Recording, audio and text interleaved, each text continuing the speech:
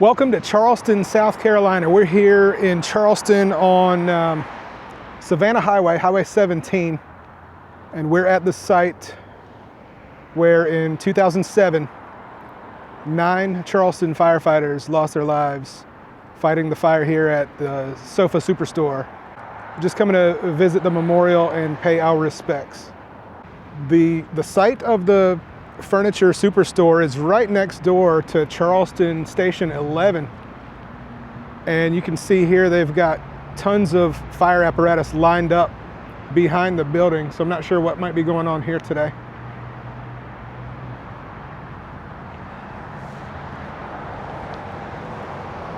In the front entrance, there's a statue of a firefighter here.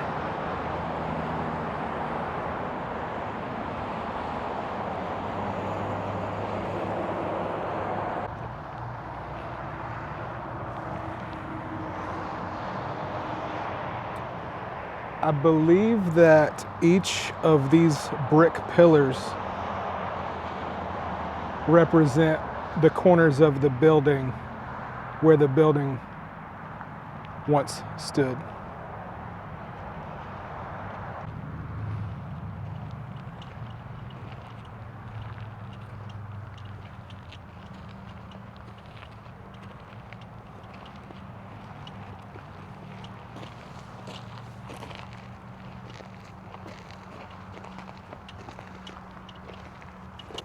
Things look a little bit different out here from the last time I visited.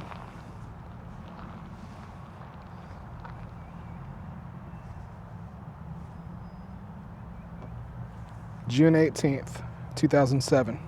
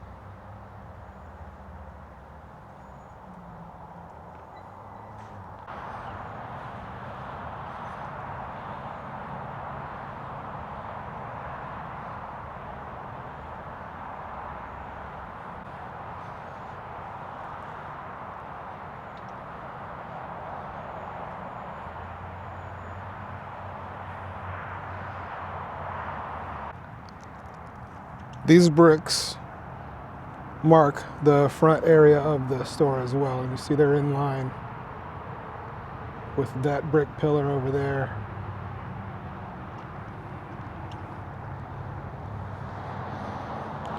And then they also line up with this brick pillar in the other corner. And I can faintly see footsteps where someone else has walked this perimeter already. I don't know if the camera's picking it up, but I can faintly see footprints where someone has walked this perimeter already, maybe even today.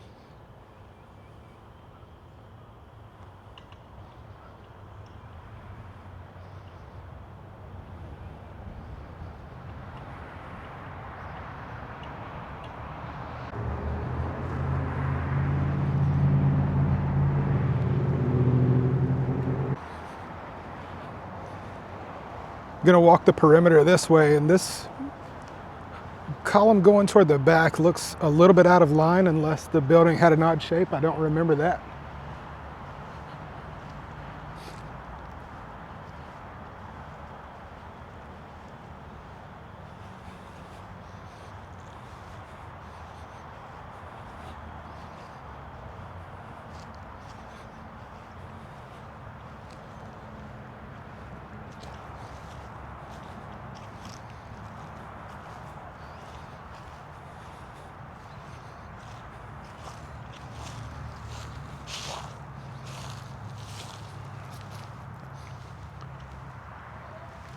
And this may be some of the old concrete or asphalt left over from the rear of the store. Maybe it was never torn up.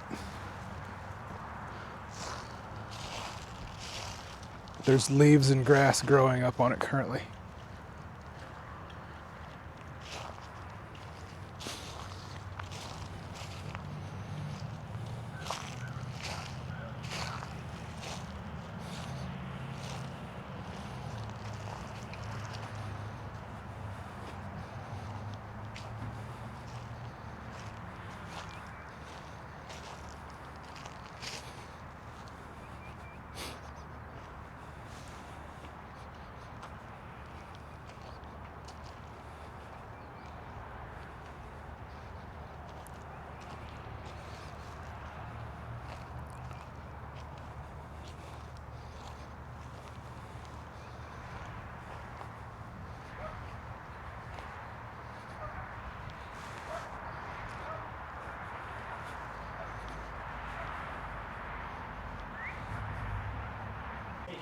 Gonna get a tour of Station 11 right here today.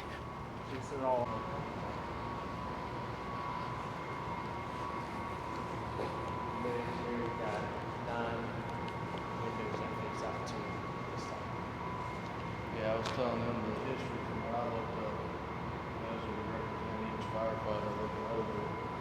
At one point in time, they were considering having a spotlight come through each of the windows and shine down on the markers.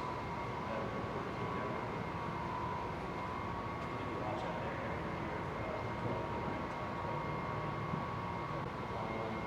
And actually now our Marine team will start to use it for 6 hours. The training center is the Tom Carr Training Center, named after Tom Carr, the chief. So we do classes at our air bases, Fire Officer 1, 2, Instructor 1, today they're doing command simulations. They'll do that by battalion every Friday.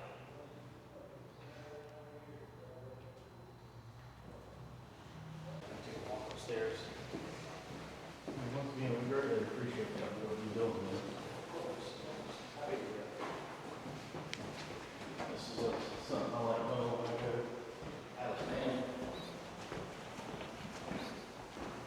The spot that we're on right now is where the Turkish Total Company was. Getting the fire.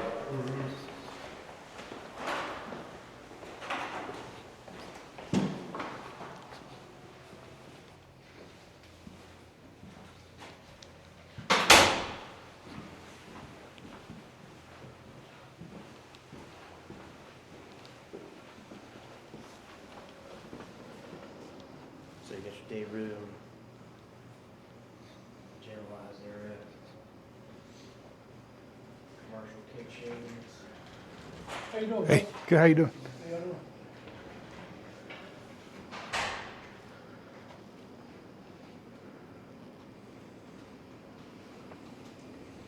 You know if anyone's in the bunker? I'm not sure. Go ahead. Is anybody sleep? Got a washroom with a pole.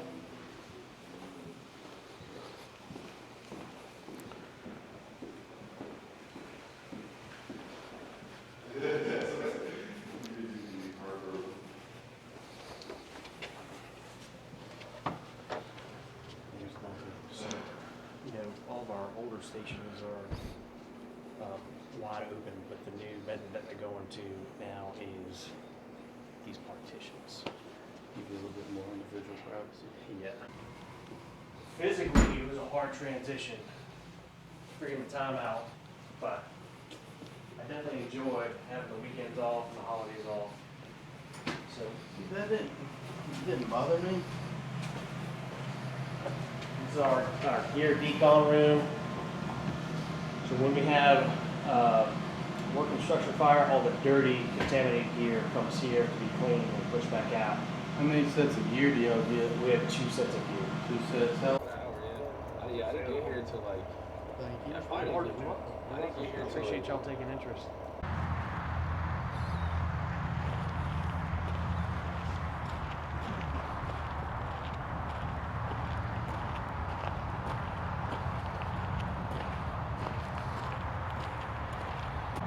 All right, so we checked out the Charleston 9 Memorial and got an impromptu tour of Charleston Fire Station 11 while we were here. You're welcome. And now we're going to go to the North Charleston Fire Museum and look at a bunch of historic and classic fire engines and maybe some other things. I'm not sure what's in there, but you'll find out along with me. Let's go.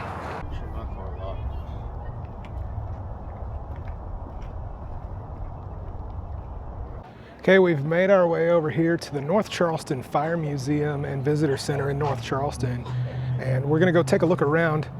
Today is February 13th, and their last day of operations they've announced is gonna be tomorrow, February 14th. Admission has been free for the last week or so since they made the announcement that they were gonna be closing down. So we're gonna go check out some antiques, some classic fire apparatus, and other displays they have in here. And hope you enjoy this. Join us.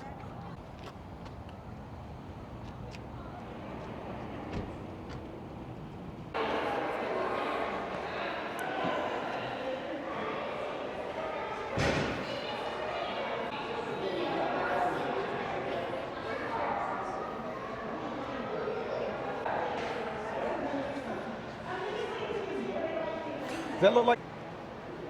Okay. Vehicle on display courtesy of American La France. 1886 Silsby steam fire engine. Yeah, so American La France has a lot of trucks in here.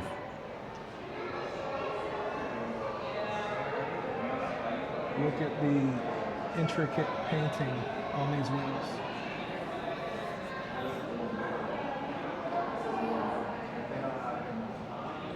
It's very nicely done.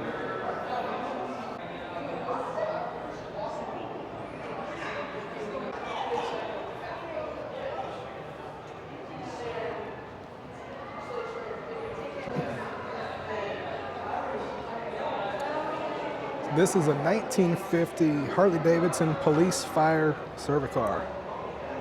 It's a police motorcycle first placed into service by the Kalamazoo Police Department, Kalamazoo, Michigan in 1950.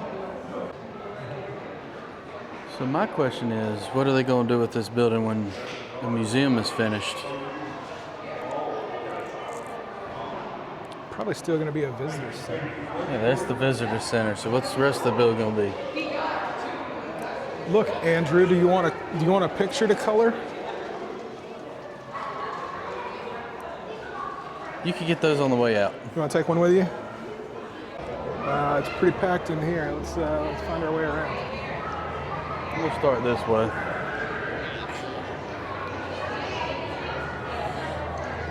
Another American La France. 1929 American La France. Type 270 double rank service truck, according to this plaque.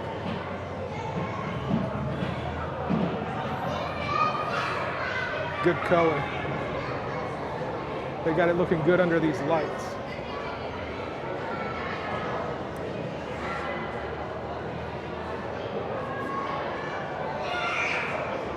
You notice all these tools too are made of wood. I bet the ladders are all wood too, right? Yes. Like LA. Look at that. Yeah, I'd hate to have to still throw a wooden ladder. Let's take a look at the rear of this truck here.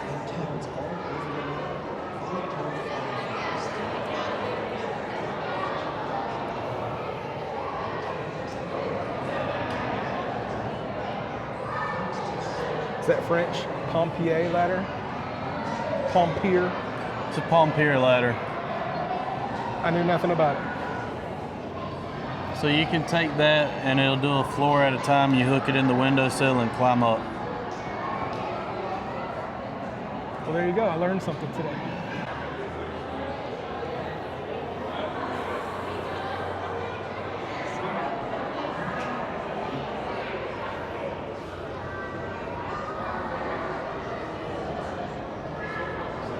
Some old badges on display here.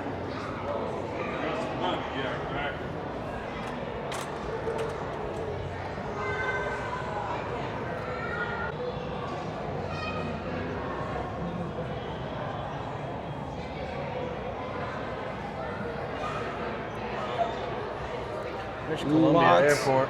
Yeah, lots and lots of patches on display from just about everywhere you can imagine. Seeing if there's any local, of our local ones on here. Probably not, but Local meaning where we're from. there's Lancaster. That's the old Lancaster patch.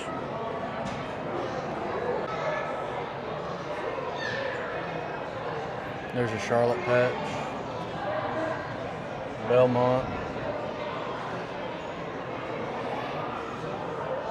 All right. Newport. There's Newport. Rock Hill.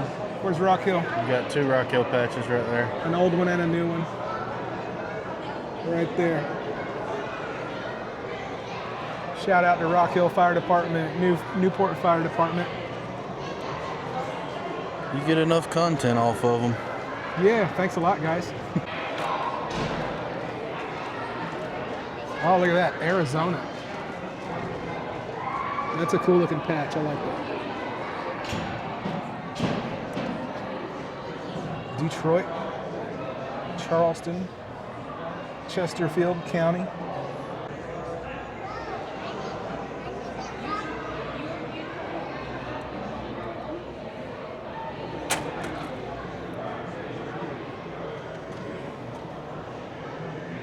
District of Columbia. It's nice.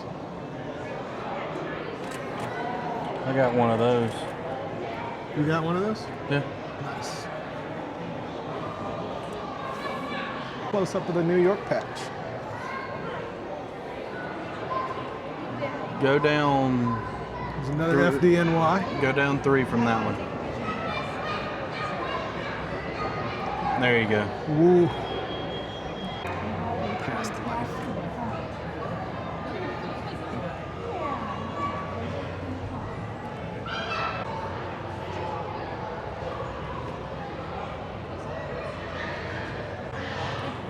Of course, transport police give them one. Clemson University Fire and EMS.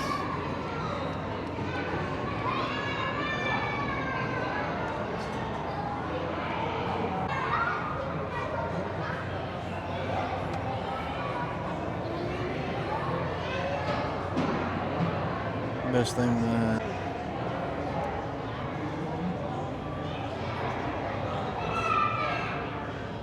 Some of these patches are huge.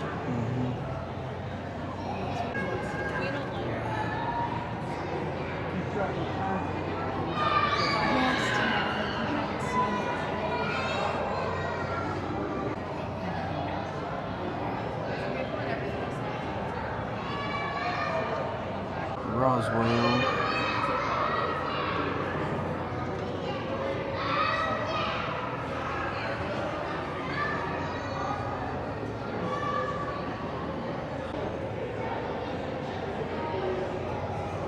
A couple more Alabama patches.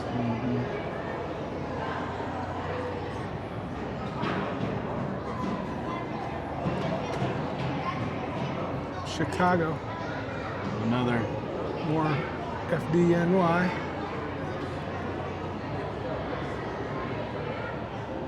Is that Florida?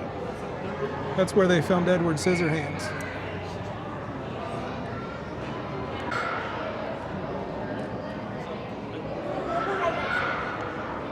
Nashville. I like that one with the American flag in the back.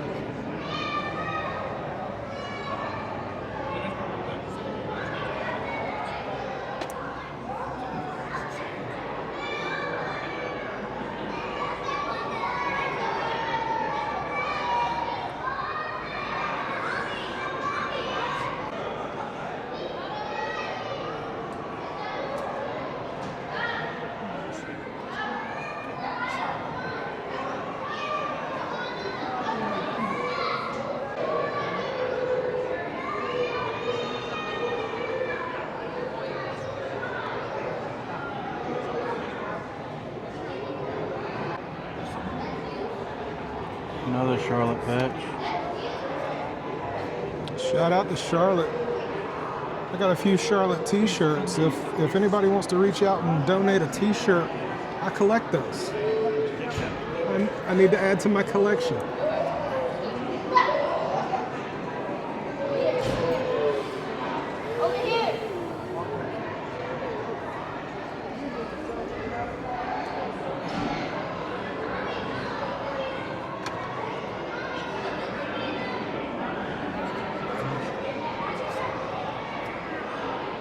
So here's, I guess this is history of the fire department patch. Helmet shields were first used to identify a firefighter or the volunteer company itself.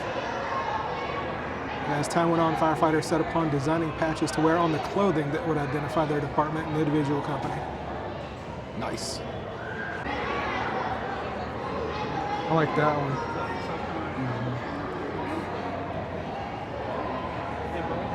Another FDN mod patch.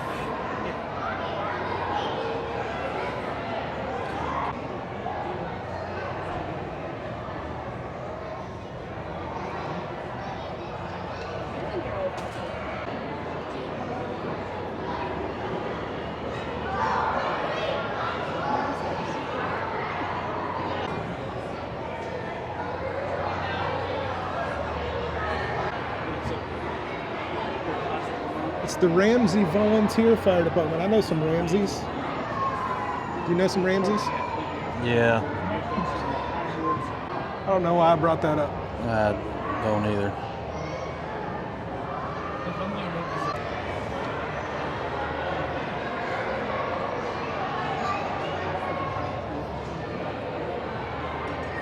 It's crazy how you have some like that one and this one below it. They're so well designed, and then you got a plain patch right here with just Texas in the middle.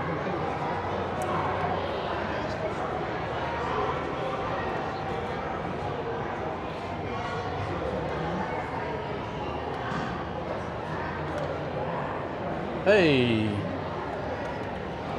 York County, sorry, sir. and another one with Superman on it. McConnell's.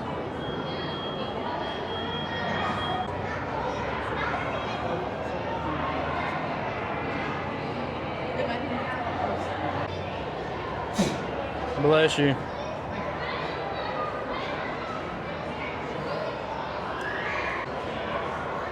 Kool-Aid Man.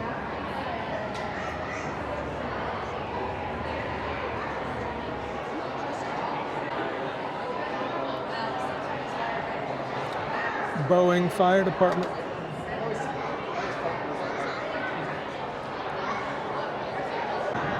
I like these two with the reflective thread they use. Those are awesome.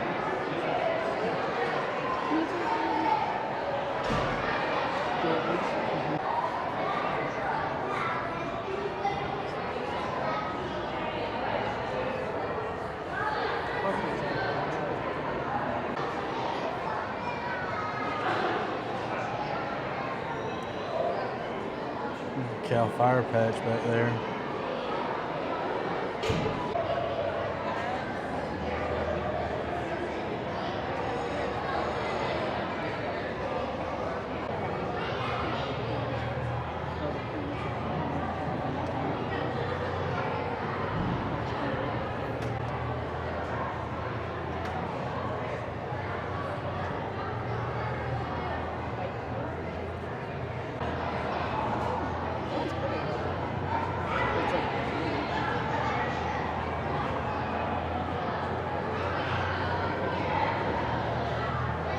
There's Bethel.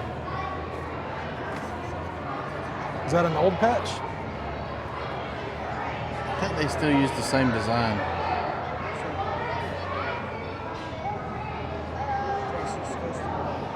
Oh, one fell off. It goes there. Chester County, that's a newer patch. There's another one from Charlotte too.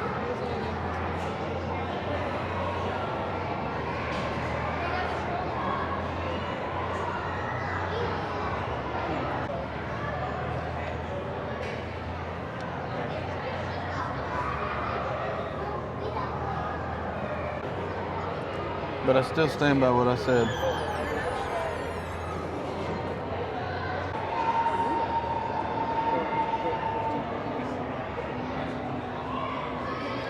That one's got a different shape. I've never seen one like that one before. It's pretty cool. Las Vegas. Viva Las Vegas. Oh, we're getting out of country with these. Here's some international patches. We've got Vancouver, Victoria. There's Iraq, Australia. Some more from Canada. Puerto Rico, England. Those are different.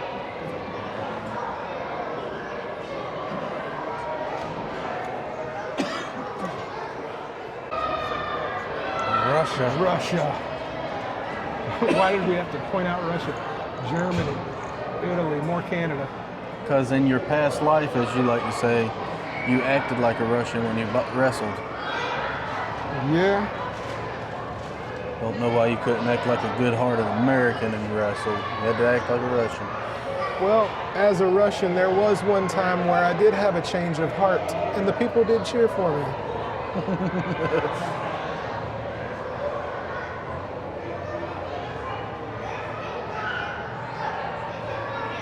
Here's some parade belts.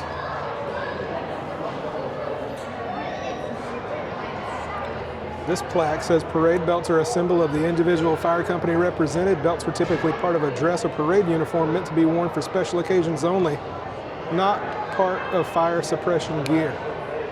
Parade belts can be traced back to as early as the 1600s.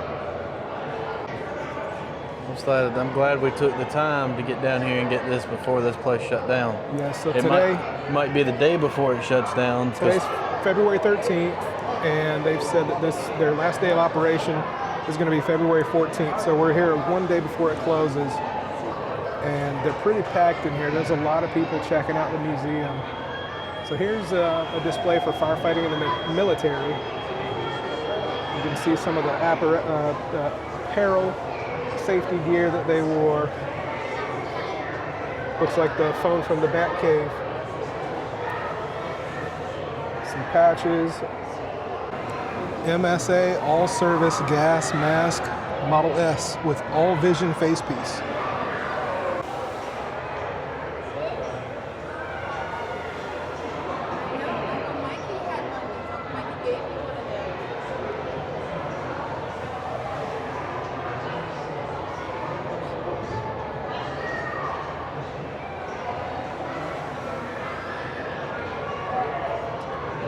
Did somebody really wear that? That's small. That's as big as they were back in the day. Wow, what'd it do? Just sit on top? What if you had a big head?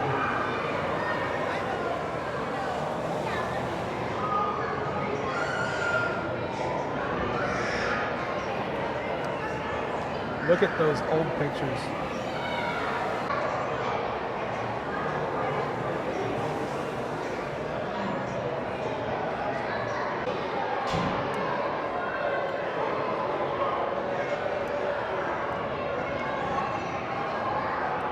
This is a cool helmet display. Look at how these things looked. The leather on that one looks kind of rough. They're made with a lot more precision these days, but still, that's, I guess, some intricate leather work for as far back as that goes. Yeah, and I bet these were pennies on the dollar compared to what they cost today. This is a hand-pumped fire engine from 1857, Button and Blake. Here's a plaque that tells you all about it, so if you want to read it, pause the video if I don't get a glare. Maybe that will help. They've got a cool display in the background of a house on fire, and it's blowing smoke out of the window. There's a firefighter climbing up the ladder with a hose.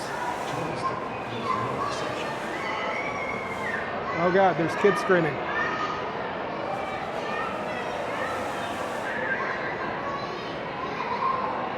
So this truck here, you'd have a line of guys on each side, and they'd have to, like an old railroad car, they'd have to pump it back and forth.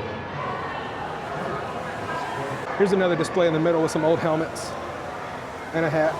Not to These sound are like these are French. Go ahead. not to sound like a smart butt, but if we still had the same technology now they had back then, yeah, the way fires are fast paced, we wouldn't be able to keep up. So this is a Japanese firefighter ensemble, circa 1940, from around the time of World War II. The material is a natural woven fabric that was doused with water to help protect the firefighter wearing protective clothing. If the firefighter was working too close to the fire, water could turn to steam and unfortunately cause burns. So we've come a long way with technology and the gear that the firefighters wear also. Look at that helmet though, that's awesome.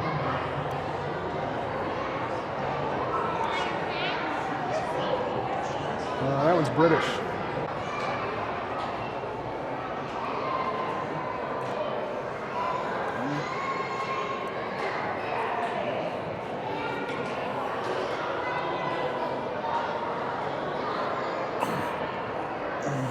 There's another steam engine from 1912, Metropolitan steamer.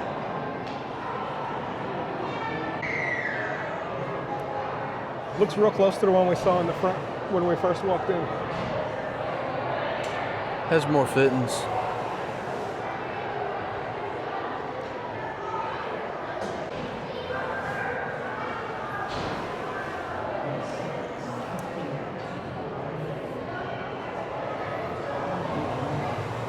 Check out those old lanterns on the side.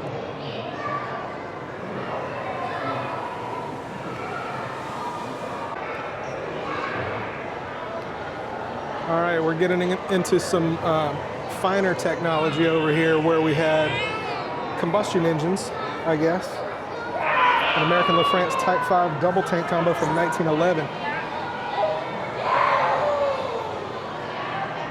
It's a great color.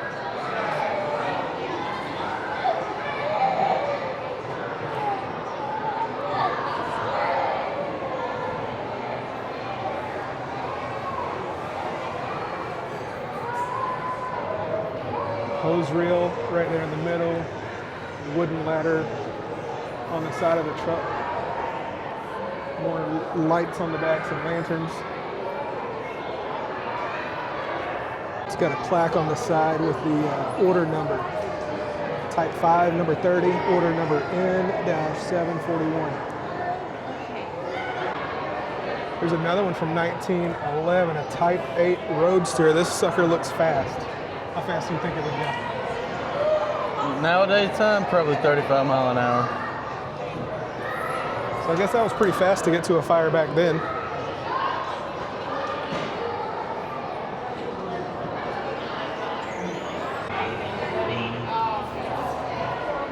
And look at that.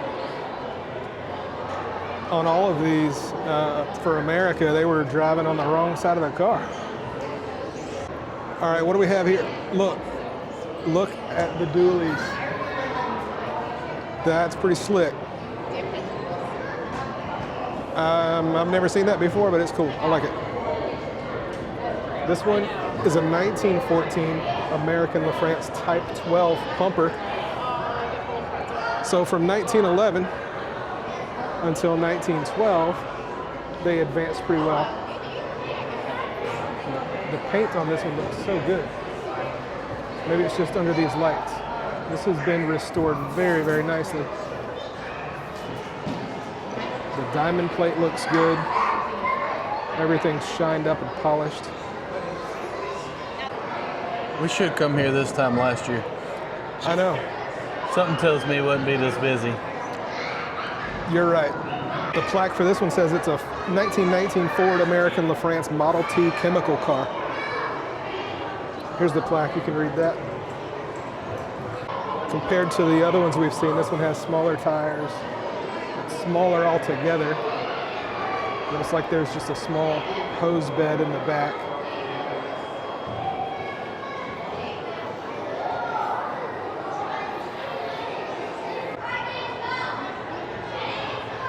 This one has gotten bigger than the other ones we've seen. This one says it's a 1920 American LaFrance Type 75 pump and hose car.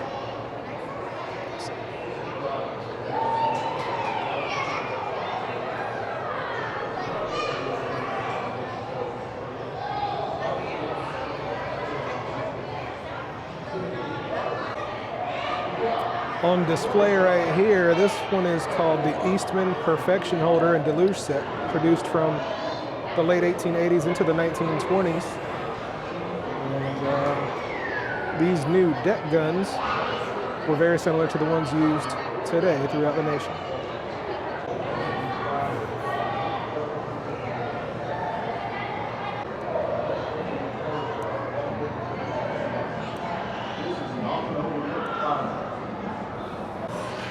There's another one with dual tires on the back.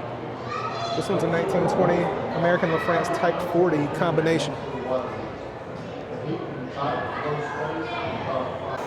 Here's the plaque for the 1920 Type 40. The lighting in here is getting a little darker as we go, so hopefully you can see that. Here's a representation of a 1930s fire station dispatcher.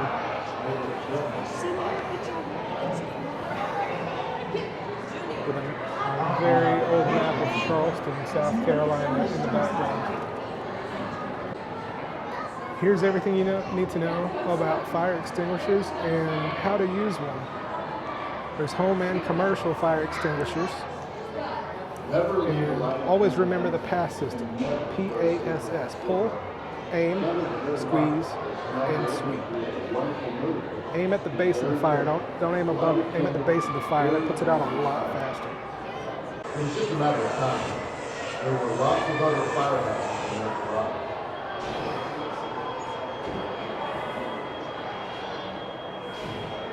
Curious children can easily get into trouble.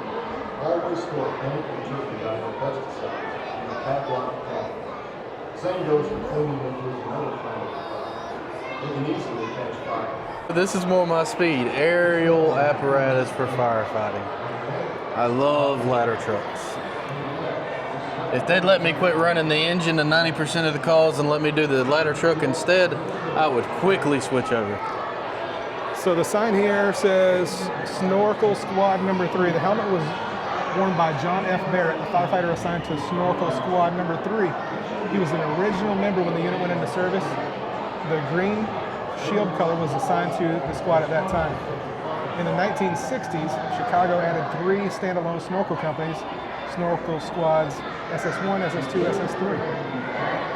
This one went into service in May of 1965, housed at 2858 West Fillmore Street, Old Engine 66 headquarters. Look it up on a map. Maybe it's still there, I don't know.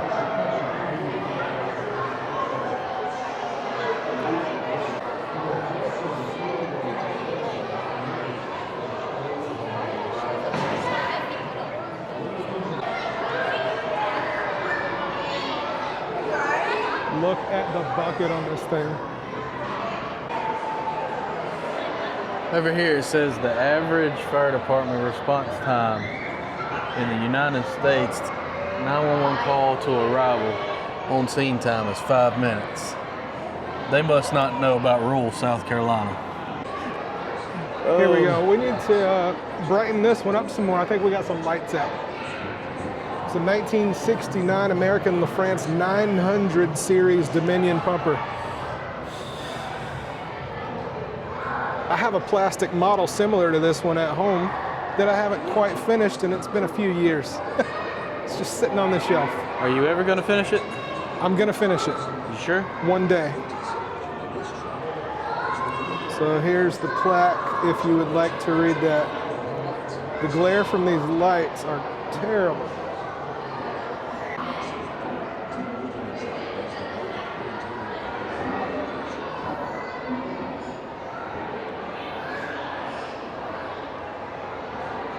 Compared to the apparatus they have available today, these compartments seem very small and very limited. Here's some old tools.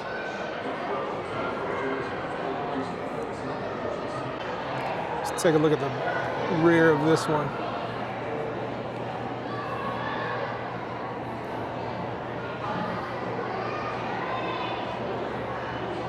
are more storage compartments on the rear. That's what I'm waiting for. It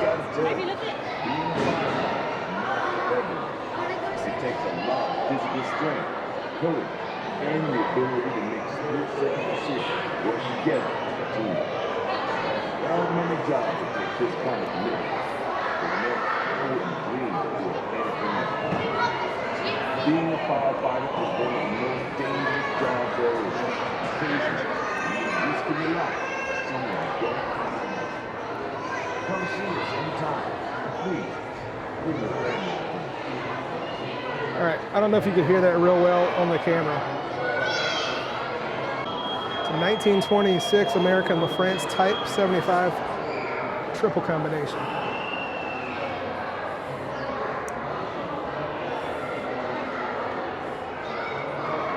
Check out the springs on that bumper.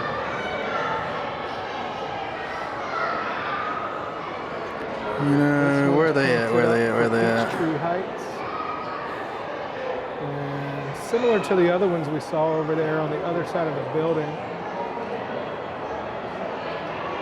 But you can tell as we move up in years, the technology is advancing. There are more features on the apparatus. These are done very nicely.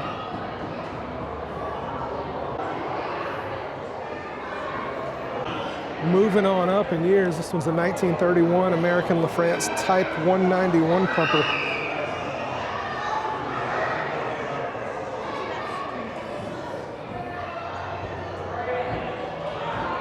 This one is from Long Green Volunteer Fire Company.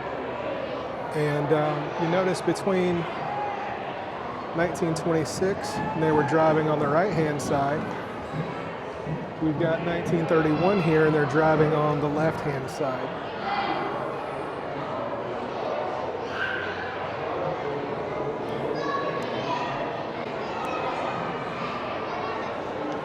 So on this one, they've moved all of the pumping mechanisms behind the seat, and they've got a storage compartment under the seat in 1931 there.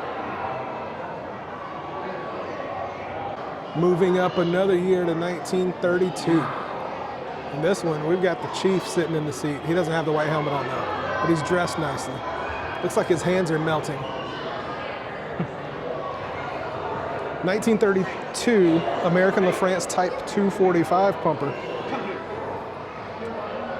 While this apparatus may be sort of plain Jane in appearance, it was capable of pumping 1,000 gallons of water per minute.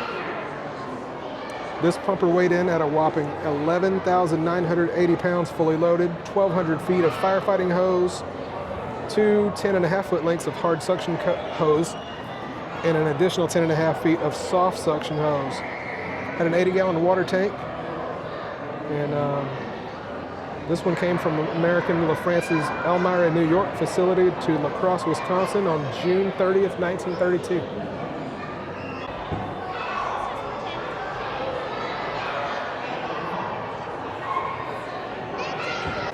Smoke jumper? Yeah. So you jump out of a plane? Jump out of a plane into a field and start fighting fire. So the plaque here saying the smoke jumper program began in 1939 as an experiment in the Pacific Northwest region. The first fire jump was made in 1940 on Idaho's Nez Perce National Forest in the northern region. Today, smoke jumpers are a national resource. Jumpers travel all over the country to provide highly trained and experienced firefighters and leadership for quick initial attacks on wildland fires in remote areas. That's kind of neat. I'd be scared to do it though. Look at all the equipment they take with them and the gear they wear when they jump. This pumper was delivered to the Atlantic Steamer Company No. 1, nicknamed the Rough Riders of the Oyster Bay Fire Department in Long Island, New York.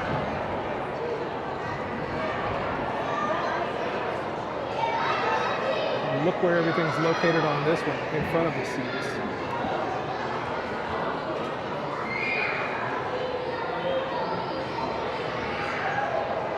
It's got the date on there, October 31st, 1935. It's a Halloween fire truck.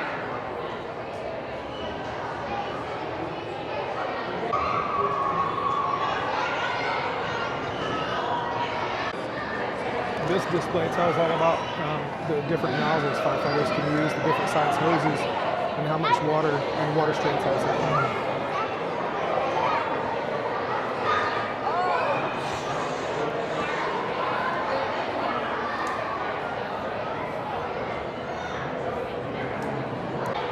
I want to drive this one. This one looks good. This fun. one, moving I want on to to drive this one and that one. 1940. Check out the windshield. That's how you got your air conditioning. So it's a 1940 American LaFrance 500 series pumper. Enid Fire Department.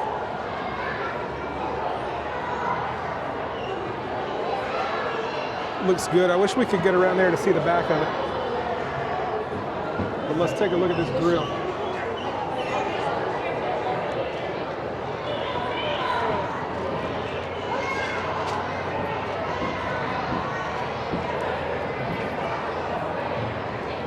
Take a look at the big old grill on this truck, and I don't know if you can see behind there, there's a bell. I like this one too. 1956 American LaFrance 700 series, 775-PJO pumper.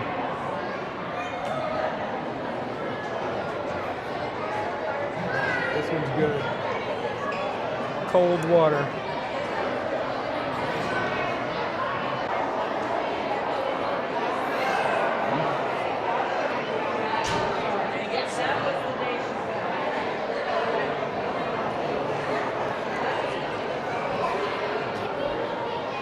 Notice on these newer apparatus also, the cabs are getting larger so that they can safely carry more firefighters to a fire scene.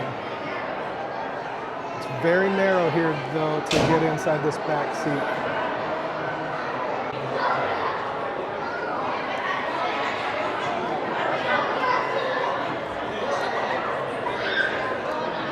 So the doors open on the cab here so you can see what it looks like inside this one.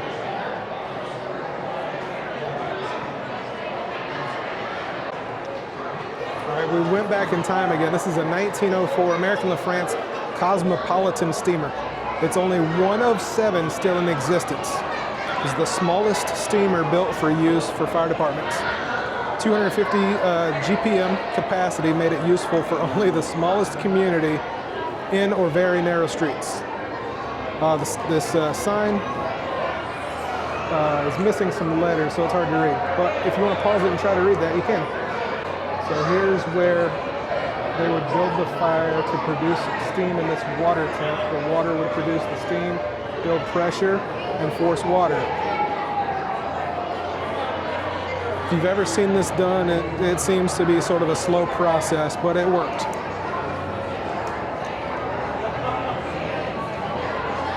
Here's an American LaFrance cab. It's set up so that the kids can get inside the cab and pretend they're driving. Excuse me.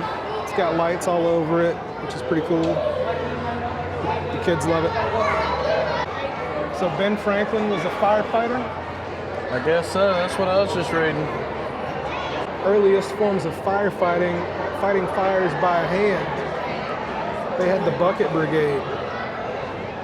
They had alarms of the night watchman. And then we move on to the first paid fire department, the 1850s.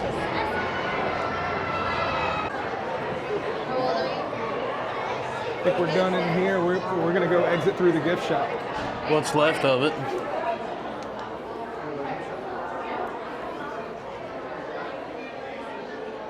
Got some very nice books. Here's one about the Charleston Fire.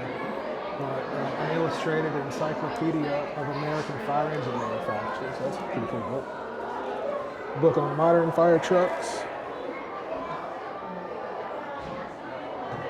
Evolution of the cab forward fire truck. There's a cookbook. You got kids' shirts. I don't know what, but we're going to go find something. For $20. Do you have any idea what you want? They've got kids' firefighting You gotta think. costumes. We're not just going to aimlessly wander looking for something. More books over here. Shelves are getting empty.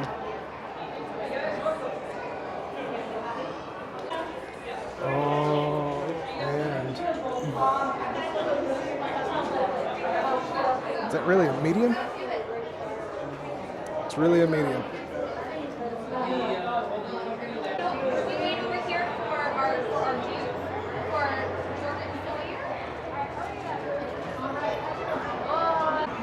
So how do you pronounce this? A Muskeg? Muskeg steam fire engine. Maybe I pronounced it right.